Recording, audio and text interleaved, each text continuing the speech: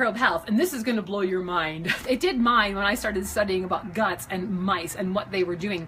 So if you're vegan, just listen anyways, because this is incredible information, and I'm sorry that they're using the mice, but what they have found could literally change the life of your child or your aunt or your uncle or you. And so our microbes are so important. We discussed yesterday that we have these, trillions of microbes in our body. We have over 1,000 different species just on our lower colon, and these microbes are very, very important regarding the nervous system. So today we're going to talk about the nervous system, because a lot of your neurotransmitters are made in the gut. Actually, almost all of your serotonin is made in the gut. Half of your dopamine is made in the gut. And if you combine the right gut microbes with probiotics, you make GABA, right? And GABA is what relaxes the body. So these neurotransmitters, which control the nervous system, they're made by the nervous system, these neurotransmitters, they actually control all your hormones. So when someone says to me, hey, I'm really depressed, the first thing I look at is their gut. I'm looking at their stool. Well, I know that sounds awful, but I am.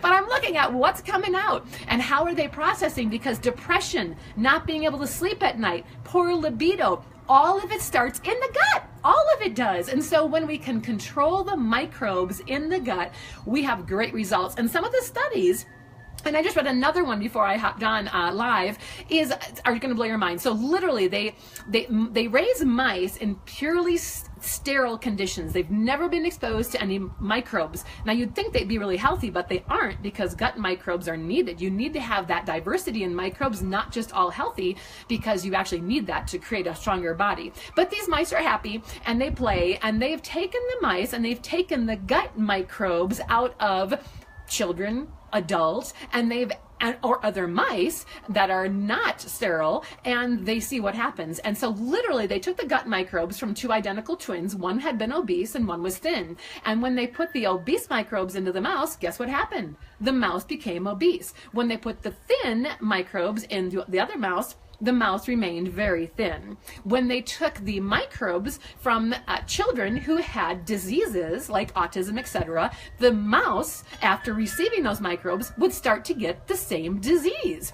When they would take microbes out of a spastic, really hyperactivity child and put them into a mouse, the mouse became very aggressive on hyperactivity. When they took microbes out of a timid child, well, then the mouse became very timid. So our gut microbes really do make a difference. I was actually discussing all these studies with my family over the weekend, because a bunch of them came down, and I have brilliant kids, right? They're like, one's in China, a couple of them are physics majors. They're all really cool. And so I was sitting there with my physics son, and I'm like, so dude, if you ever have a friend who's sick, I'll just give him my stool. It'll be amazing. You know how much money I would make? So, and I know you're going to find stool collections all over the country and outside the country, because our gut microbe can reverse a lot of ailments and disease look it up. You're just going to love what you find. But today I'm here to inspire you to understand that you getting probiotics in the body, or you stabilizing the gut microbe through some of the diets we have coming up later this week, or I don't like the word diet, but approaches to food that we have coming this week, are really important when we look at the fact that when we adjust our gut microbes, it affects our sleep, it affects what we eat. Oh my gosh, really fun. Your gut microbes control what you eat. They literally can. And they control how you break things down. If you just have to live on a certain seaweed for like the next 2 weeks, literally there are genes in the seaweed, of course, that are going to tell your genes how to break it down. I am not kidding. You're going to create the microbes that are needed to break down the seaweed, because the genes in the seaweed are so freaking awesome. It tells you to do that. I need my That Was Easy button. I cannot believe I've done 10 days or 11, 12 days now without my That Was Easy button. I am so going to have it here tomorrow. Okay. Of course, then I have the microphone, the That Was Easy button. Oh, just kidding. Okay, so we really want to look at that. And the other thing I wanted to mention, I have a note somewhere I'm supposed to read. I didn't read it. Oh, constipation. So remember, on all of your medications, what is the number one side effect? Constipation. And the reason, you finally get the reason here today, this is like the best day ever. The reason that you're constipated is because the pharmaceuticals or whatever else you're taking alters the gut microbes. And now the gut microbes, which are down there in the colon, that are little, and your colon, can you see me okay? Is this cool? Your colon comes from right here, right from your right hip. It starts right here. There's an ileocecal valve. This large colon ascends to right below your rib. We can go ahead and pull you apart, and you'll see during any autopsy that here you go. Here is the transverse colon. If you dig in there, you can feel like last night's dinner or this morning's breakfast, and then it descends. So it ascends, transverses, descends, and exit.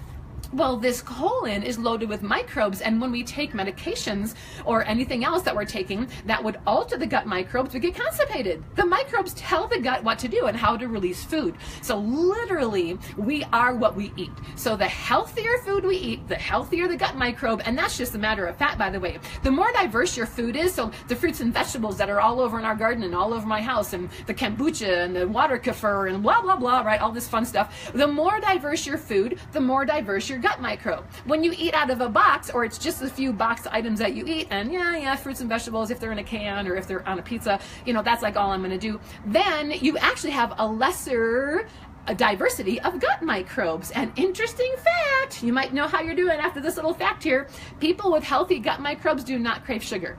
They don't crave grain. They don't crave a piece of bread. They don't look for an ice cream sundae. They do not crave sugar. People with poor health microbes in their gut crave sugar. It goes right along with candida cravings and parasite cravings and cancer cravings. All of it thrives on sugar and acid, where in a healthy gut microbe they don't. So that is your hopefully below 5 minutes to health. I didn't time this one. Sorry about that. And I can't wait till you come back tomorrow, because we have more and more things to share Wednesday, Thursday, and Friday on gut microbe health. So please leave a message below on your questions about the gut, or make a statement of what you're going to start eating that's healthy, that can increase your gut microbe count. Share it with your friends, and we'll see you tomorrow.